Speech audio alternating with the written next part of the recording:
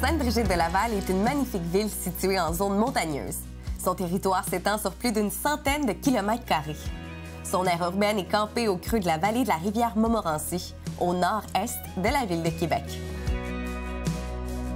Cette ville située au cœur des montagnes offre à ses habitants une vie au rythme de la nature. La ville de Sainte-Brigitte-de-Laval est une des villes en périphérie de Québec à enregistrer au cours des dernières années la plus forte augmentation de sa population. De plus en plus de familles s'y installent pour la qualité de vie. Est-ce que Sainte-Brigitte-de-Laval sera un toit pour moi?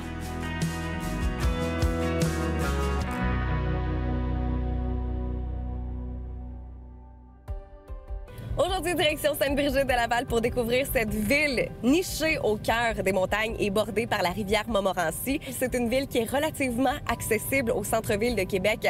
On parle d'environ une trentaine de minutes de route et ça se prend par deux accès bien distincts, soit celui de Lac-Beauport ou de Beauport. D'ailleurs, aujourd'hui, on aura le plaisir de découvrir cette belle région avec l'œil d'un futur acheteur de maison. Et selon mes recherches, les propriétés moyennes du secteur s'élèvent à environ 258 000. Évidemment, c'est des chiffres qui ont été émis avant la pandémie. Alors, il se pourrait qu'il y ait eu une augmentation des coûts au cours des derniers mois. Mais évidemment, je vais me faire confirmer le tout par mon ami P.O. Weir, que je m'en vais d'ailleurs rencontrer aujourd'hui au club de golf alpin.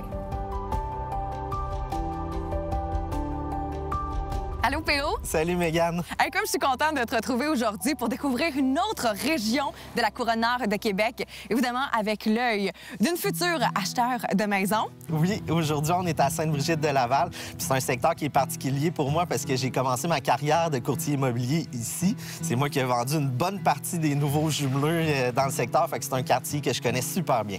Aujourd'hui, tu m'as donné rendez-vous au club de golf alpin, qui est un des attraits touristiques de la région de Sainte-Brigitte-de-Laval. Pourquoi est-ce que c'était important pour toi qu'on se rencontre ici pour que tu puisses me présenter la région? Le club de golf alpin, c'est un petit peu le centre de Sainte-Brigitte-de-Laval. Les gens qui connaissaient pas Sainte-Brigitte savaient c'était où le golf ici. Donc, c'est un petit peu le cœur du secteur. Mais on est blotti au creux des montagnes. Puis au creux des montagnes, il y a le golf. D'ailleurs, le trou numéro 1 ici, quand on drive notre balle, bien, ça s'en va en montagne. C'est de toute beauté. Mais ici, des activités là, sont tout le temps en lien avec la forêt, la nature et tout. Quand on s'installe ici, est-ce qu'on a droit à plusieurs points de service? Justement des services qui sont à proximité pour qu'on se sente vraiment à la maison? Oui, effectivement, c'est une bonne question. D'ailleurs, c'était une problématique un petit peu parce que si on recule il y a plusieurs années, Sainte-Brigitte, c'était un secteur où c'était des chalets ici. Maintenant, avec le développement urbain, c'est devenu de plus en plus de quartiers pour des jeunes familles, puis les services ont suivi. Il y a une épicerie qui s'est bâtie il y a quelques années maintenant. Il y a des commerces locaux qui ont vu naître le jour ici. Bref, on est servi côté commerce ici dans le secteur depuis quelques années. Donc, il y a des écoles, il y a des CPE, il y a des parcs à pratiquement tous les coins de rue à Sainte-Brigitte. Wow. C'est vraiment le fun pour les familles. C'est une municipalité qui est vraiment ciblée pour les jeunes familles. D'ailleurs, l'âge moyen de la population est 36 ans ici. C'est très jeune. 92 de la population sont propriétaires. C'est beaucoup des jumelés avec des enfants. Puis également, des personnes un petit peu plus âgées qui viennent se rapprocher de leurs petits-enfants.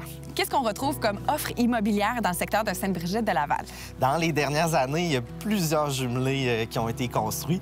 Le jumelé, c'est un petit peu le type de propriété le plus accessible côté prix. Bien entendu, il y a des maisons, mais qui dit maison, les prix sont un petit peu plus élevés. Puis il y a également quelques condos qui se sont bâtis à Sainte-Brigitte. D'ailleurs, on va aller en visiter un tantôt. Mais je dirais que principalement, c'est beaucoup des jumelés qui ont été construits dans les dernières années. Évidemment, avant de te rencontrer ce matin, j'ai fait mes recherches sur le coût moyen des propriétés dans la région, mais les seuls chiffres que j'ai retrouvés remontaient à 2016 et la propriété moyenne ressemblait à 258 000 au niveau du prix moyen. J'imagine que ça a dû augmenter avec la pandémie, surtout l'offre immobilière du marché en ce moment qui est en constante évolution. Oui, effectivement, les prix ont augmenté. Puis, tu sais, des statistiques, c'est toujours sur papier. Ce qu'il faut savoir qu'avant la pandémie, c'était possible de trouver des propriétés avoisinant les 200 000 ici à Sainte-Brigitte-de-Laval, ce qui était super intéressant pour les premiers acheteurs.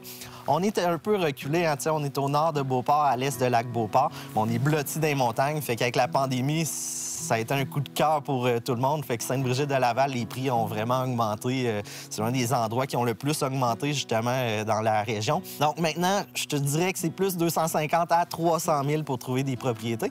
Mais il y a plusieurs types de propriétés. Il y a des maisons, mais il y a beaucoup de jumelés. Si on regarde seulement les jumelés, bien, la moyenne des prix est un petit peu plus basse. Donc, c'est encore abordable pour les jeunes familles. Pégo, tu m'as dit un peu plus tôt qu'on allait visiter aujourd'hui un condo, mais quelles sont les 2 autres propriétés qu'on aura la chance de visiter? On a parlé de jumelés. Alors, je vais te proposer 2 jumelés. Un premier jumelé qui est de type split level, donc un sous-sol et un premier étage, puis un cottage par la suite pour voir les possibilités qui s'offrent à toi. Donc, on s'en va visiter ça? Oui, on y va.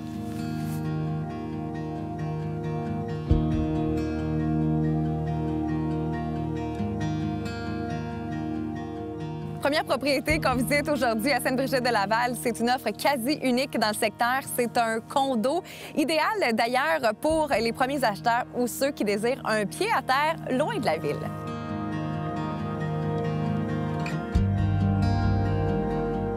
On est dans un super secteur rue du Domaine. Dans le domaine, à Sainte-Brigitte-de-Laval, vue imprenable sur les montagnes. Ça, il faut le mentionner, c'est hyper important. Absolument. On est dans un 5,5. Parle-moi de l'air habitable, finalement, de ce condo-ci.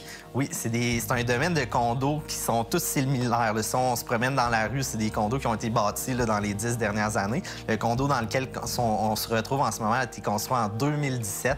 C'est 1200 pieds carrés approximativement. On a 3 chambres, c'est un 5,5. On a des aires de vie ouvertes ici qui donnent une vue dans le salon sur les montagnes à couper le souffle, comme tu dis. Quand on achète un condo, évidemment, il faut jongler avec le fait qu'on partage l'espace commun avec d'autres copropriétaires. Dis-moi, est-ce que c'est important, avant de faire une offre d'achat sur ce condo-là, de s'informer sur la réserve de fonds disponible pour de futures rénovations?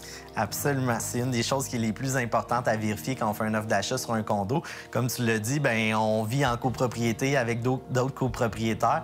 Le condo, actuellement, c'est 2017. Donc, le fonds de prévoyance, c'est certain qu'il n'est pas super élevé, mais c'est normal parce que c'est tout nouveau. Puis en même temps, bien, c'est rassurant parce qu'on s'entend qu'il n'y a pas de grosse rénovation à venir. Par contre, quand on fait une offre d'achat, ça fait partie des conditions qu'il faut mettre dans l'offre de vérifier les états financiers, les procès-verbaux des assemblées généraux qu'il y a eu dans les dernières années pour voir, bien, on s'embarque dans quoi, c'est qui les autres copropriétaires, est-ce qu'il y a eu des petits problèmes récurrents à chaque année avec certains copropriétaires, puis surtout voir c'est quoi le budget, puis qu'est-ce qui est prévu dans le futur pour cette copropriété-là. Quand on achète un condo, en plus de la mise de fonds, de l'hypothèque qu'on doit payer à chaque mois, il y a aussi des frais de copropriété. Pour ce qui est des frais de copropriété dans un immeuble comme celui-ci, ça ressemble à environ combien par mois qu'on doit défrayer?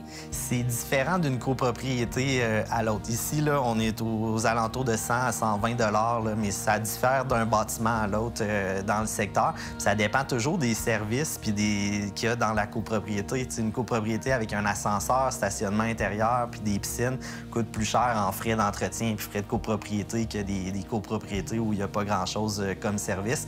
Dans une copropriété comme on est aujourd'hui, on peut s'attendre à payer entre 100 à 150 mais c'est pas rare dans les plus grosses copropriétés. Là, la moyenne est pas mal plus là, autour de 200, 300 et même 400 par mois. J'ai vu qu'il existait des propriétés divises et indivises. Est-ce que tu peux m'expliquer la majeure différence entre les deux? C'est une très bonne question, puis c'est du chinois pour beaucoup de personnes, la différence entre copropriété divise et indivise. Ce qu'il faut savoir, c'est que dans les dernières années, les nouvelles copropriétés, c'est 100% les copropriétés divises. Ça veut dire que tu es propriétaire de ta partie privative et d'une quote-part des espaces communs du reste de la copropriété. Les copropriétés indivises, c'est là qu'il faut faire des vérifications là, souvent quand on achète ça. C'est souvent des vieux bâtiments qui étaient souvent des vieilles maisons qui ont été séparés en condos. C'est ça, transformé en condos indivises. Donc, c'est 3 propriétaires, exemple, qui sont propriétaires d'un bâtiment ensemble, qui ont une hypothèque à une caisse des jardins, par exemple, qui sont liés un petit peu les 3 ensemble. Donc, c'est très différent. Puis souvent, bien, la caisse demande une mise de fonds plus élevée. Mais c'est une super question qu'on va pouvoir parler avec un expert que je te présente aujourd'hui, qui est une notaire, qui est habituée de regarder ça avec les acheteurs. On pourra lui poser plus de questions. Théo, on se trouve présentement, donc, première propriété que tu m'as présentée aujourd'hui, 1200 pieds carrés. C'est un 5,5 situé à Sainte-Brigitte-de-Laval, 175 000. Maintenant que j'ai toutes ces infos-là, je pense que c'est le temps pour nous d'aller faire la visite.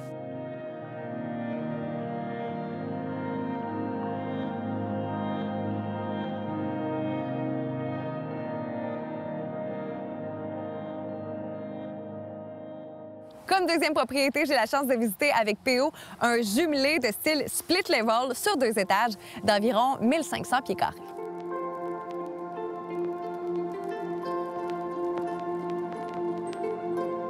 Bienvenue, Mégane. Merci. On est dans un jumelé, 2 étages. C'est un jumelé coup de cœur, tu le vois, ambiance de chalet. Puis c'est particulier pour moi d'être aujourd'hui ici parce que la bâtisse dans laquelle on est en ce moment, c'était mon bureau des ventes quand j'ai commencé ma carrière de courtier immobilier. C'est moi qui ai dessiné le jumelé ici avec le constructeur et la propriétaire. Fait que de voir le produit fini, décoré, c'est de toute beauté. Théo, qu'est-ce qu'on retrouve dans ce jumelé qui se veut un split level? Évidemment, on est au rez-de-chaussée présentement, donc on a cuisine, salle de bain, salle à manger et salon. Mais qu'est-ce qu'on retrouve au sous-sol?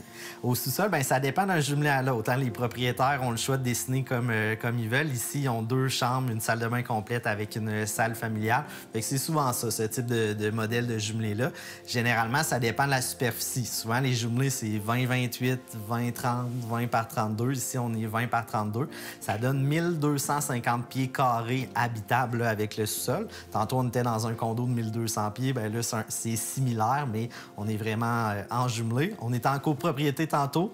Qui dit jumelé, bien, on a un voisin jumelé à nous. Fait qu'il faut vivre avec ça aussi quand on achète ce type de propriété. Est-ce que le mur mitoyen qui sépare moi et mon voisin est bien insonorisé? Parce que clairement, ça me tente pas de l'entendre quand j'écoute la télé dans mon salon. Ce qu'il faut savoir, c'est que les jumelés, dans le passé, si on recule dans les anciennes années, souvent, le mur mitoyen, c'était soit un mur de bois standard ou du béton qu'il y a eu pendant des années, des blocs de béton.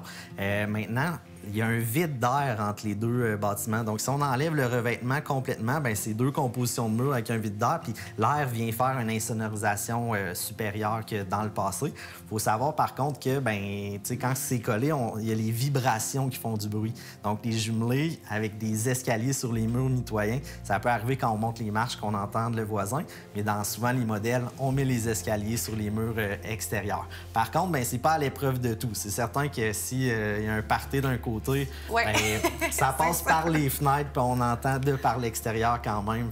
Mais c'est rendu super bien. Il n'y a pas de raison de s'inquiéter au niveau de l'insonorisation.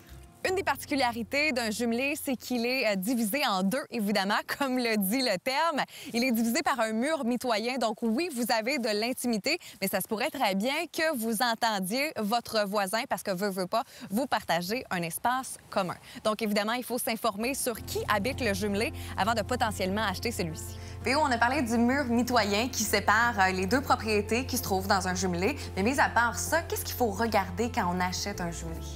Bien oui, le mur mitoyen. Puis qui dit mur mitoyen, c'est impossible d'avoir des fenêtres de ce côté-là. Alors, l'élément le plus important, c'est l'ensoleillement. Le soleil, ça fait toujours le même chemin dans une journée. Fait qu'il faut regarder si on est du bon côté du jumelé pour avoir du soleil ou non. Il faut savoir si on a le soleil en arrière ou en façade pour pouvoir en profiter. C'est pas mal l'élément qui est le plus demandé par les gens. On se trouve dans un super beau quartier résidentiel où plusieurs jumelés ont été bâtis au cours des dernières années. Dis-moi, à quel type de clientèle est-ce que ce type d'habitation s'adresse? Ici, là, on est vraiment, c'est le classique premier acheteur. C'est un jumelé qui n'est pas trop gros parce qu'on est vraiment sur sous-sol, rez-de-chaussée. Puis c'est des prix qui sont super abordables pour des premiers acheteurs. Fait que c'est souvent des gens qui achètent comme première propriété. Puis ensuite, quand on a soit un conjointe, bébé, deuxième bébé, les gens remettent à vendre pour acheter soit un jumelé plus gros ou une maison. L'un des nombreux avantages de choisir un jumelé comme première ou nouvelle propriété, c'est que le coût d'achat est moins élevé qu'une propriété unifamiliale. Ce jumelé a 1200 pieds carrés de surface habitable. En plus des différentes pièces, on trouve 2 salles de bain. Et je me suis toujours posé la question, est-ce que le nombre de salles de bain a un impact sur tant l'évaluation municipale que le coût de vente d'une propriété? Oui, absolument. Quand un évaluateur vient pour évaluer une propriété, il demande tout le temps le nombre de salles de bain, le nombre de pièces, le nombre de chambres, les appareils de système de chauffage et tout. Donc, plus il y a de salles de bain, plus ça a un impact sur la valeur de la propriété. Théo, maintenant qu'on a eu la chance de jeter un coup d'œil sur le rez-de-chaussée, je pense que c'est le temps pour nous d'aller visiter la suite. Super. Bien, je te fais visiter.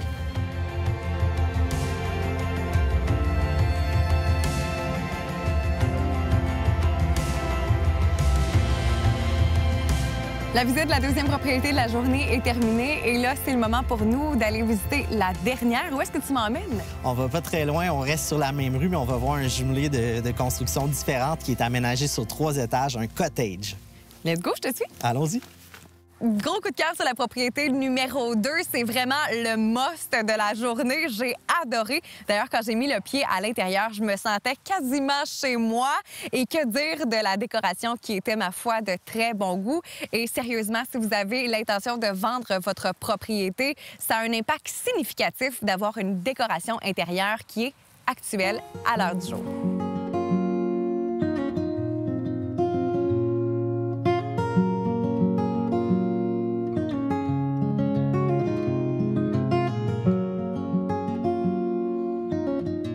Dernière propriété de la journée PO, on se trouve à proximité de la dernière qu'on a visitée. C'est un jumelé de style cottage. Combien de pieds carrés de surface habitable est-ce qu'on retrouve ici? Ici, on a un étage de plus, effectivement, que le dernier qu'on a visité. On a 1900 pieds carrés environ sur les 3 étages. Quel type de pièces est-ce qu'on retrouve? Est-ce qu'on a 2 chambres à coucher? Évidemment, il y a salon, cuisine, salle à manger. Mais pour le reste, ça ressemble à quoi? Dans ce type de jumelé-là, quand on rentre au rez-de-chaussée, bien, on a salon, cuisine, salle à manger, puis une salle d'eau, salle de lavage, là, généralement. À l'étage, bien, on a 3 chambres avec salle de bain complète. Il y a certains modèles de jumelés qui décident de mettre 2 grandes chambres à l'étage, mais ici, on a 3 chambres avec salle de bain complète. Puis ensuite, bien, au sous-sol, on peut refaire soit une chambre ou 2 avec salle familiale, puis une 3e salle de bain. Théo, quels seraient les conseils que tu donnerais à de futurs acheteurs qui souhaitent acheter une propriété dans le marché actuel? Il faut être prêt. Puis quand je dis prêt, bien, si on regarde des propriétés, exemple, à 300 000, bien, il faut avoir une lettre de préautorisation bancaire à 300 000. Puis c'est pas nécessairement pour devoir la présenter aux vendeurs parce que les vendeurs le demandent. C'est plus que quand on commence les démarches avec la banque, bien, notre dossier est prêt, nos rapports d'impôts sont présentés à la banque. Donc, quand on va avoir trouvé la propriété puis qu'on envoie la promesse d'achat à la banque, bien, c'est beaucoup plus rapide. Puis qui dit rapide, bien, quand on présente une offre d'achat à des vendeurs, bien, il faut mettre des conditions dans l'offre d'achat conditionnel au financement. Donc, si on est capable de mettre un délai de financement très rapide, ça met les vendeurs en confiance que votre dossier est solide. Ces temps-ci, aux nouvelles, on entend beaucoup les gens dire qu'il faut quasiment enlever la condition d'inspection dans l'achat d'une maison. Est-ce que c'est quelque chose qui est vrai dans le marché actuel? Bien, par expérience, c'est un peu une légende urbaine, ce qu'on entend dans les nouvelles. Ça arrive, mais c'est des cas quand même isolés, puis ça peut arriver dans des maisons qui sont super récentes où on sait qu'il n'y aura pas de risque là, au niveau de l'inspection. Ça protège autant le vendeur que l'acheteur, parce qu'on sait tout de suite s'il y a des petits bobos à être corrigés au lieu de les avoir en vis cachée par la suite. Justement, PO, dans le marché immobilier, dans ce monde-là, il y a beaucoup d'incompréhension face aux termes, que ce soit vis caché ou encore avec ou sans garantie légale. Je pense que tu es la personne idéale pour nous aiguiller sur ces termes-là. Le mot un vice caché, c'est quelque chose qui était inconnu à l'acheteur quand il a fait sa promesse d'achat, mais qui était également inconnu du vendeur. Donc, ce que ça fait en sorte, c'est que l'acheteur n'aurait pas offert un prix aussi haut s'il était en connaissance de cause de ce vice-là. Donc, c'est quelque chose qui ne peut pas être visible à l'œil nu non plus. Donc, qui ne peut pas être visible par une inspection non plus. Fait que le classique qu'on peut voir, c'est, exemple, on fait des travaux dans un sous-sol, on rouvre un mur, puis il y a une fissure ou il y a une fenêtre qui a été cachée dans le passé, là, derrière un mur. Ça peut être un type de vis caché qu'il y a.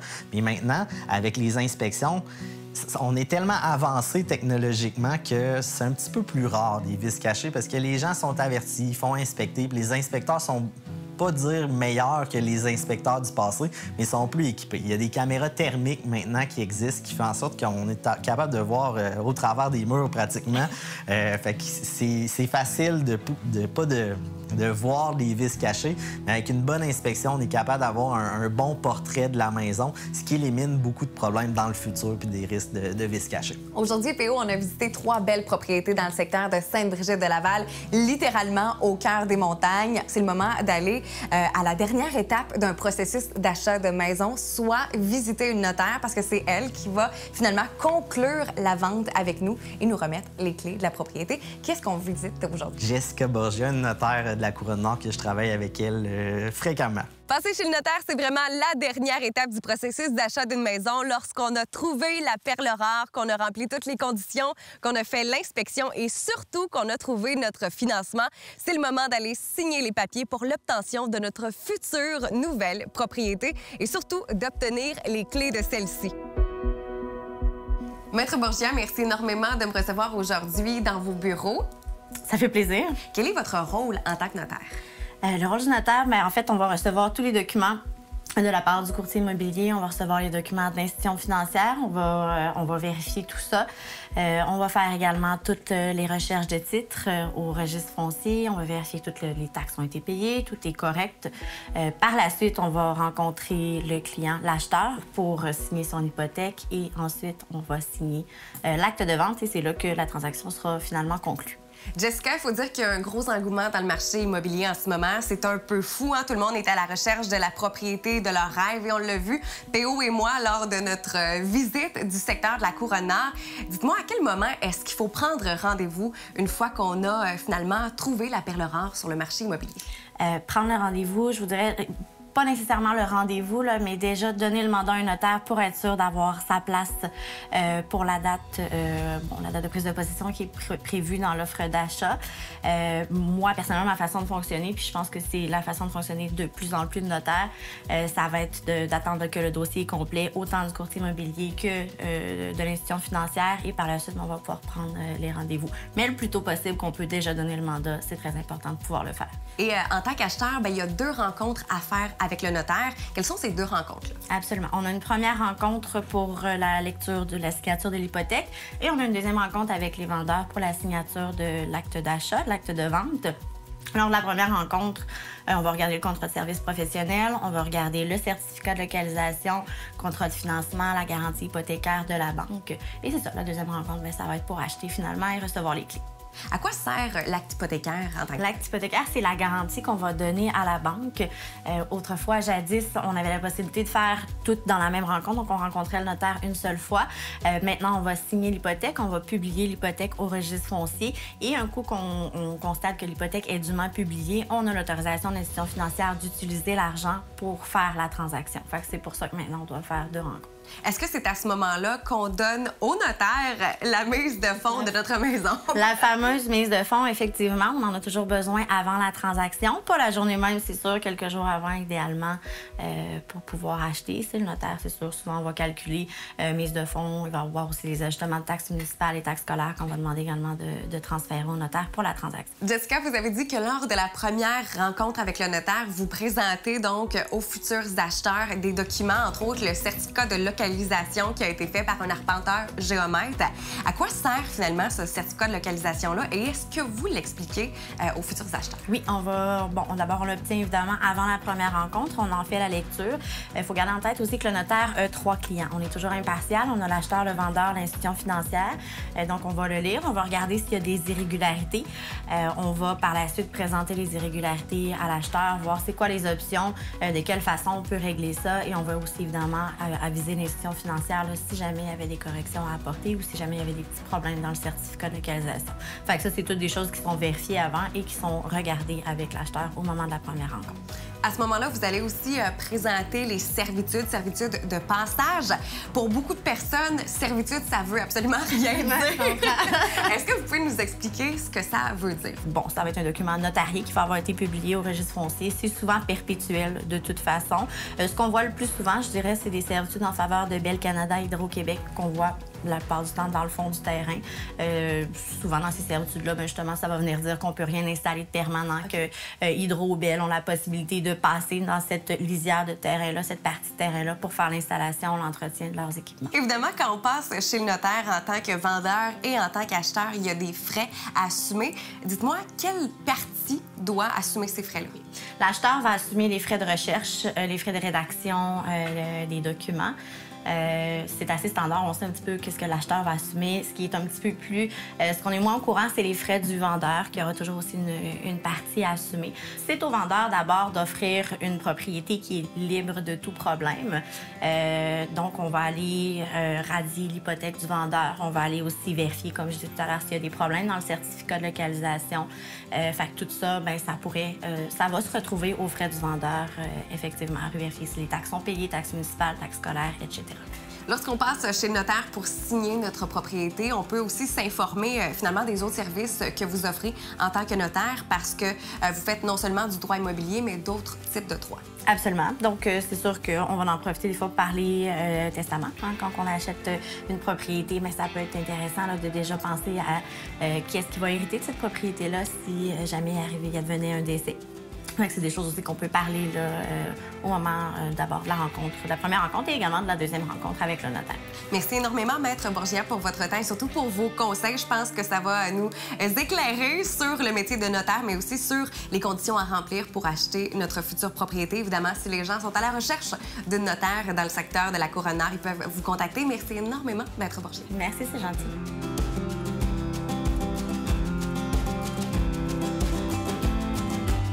L'offre d'activités hivernales et estivales est assez élevée à Sainte-Brigitte-de-Laval. D'ailleurs, si vous êtes des amateurs de plein air, c'est clair que vous en aurez pour votre argent. D'autant plus si vous vous installez ici avec vos enfants. De nombreuses montagnes disponibles, des sentiers pédestres. Entre autres, il y a un nouveau terrain synthétique qui a été aménagé, des patinoires qui sont disponibles en hiver.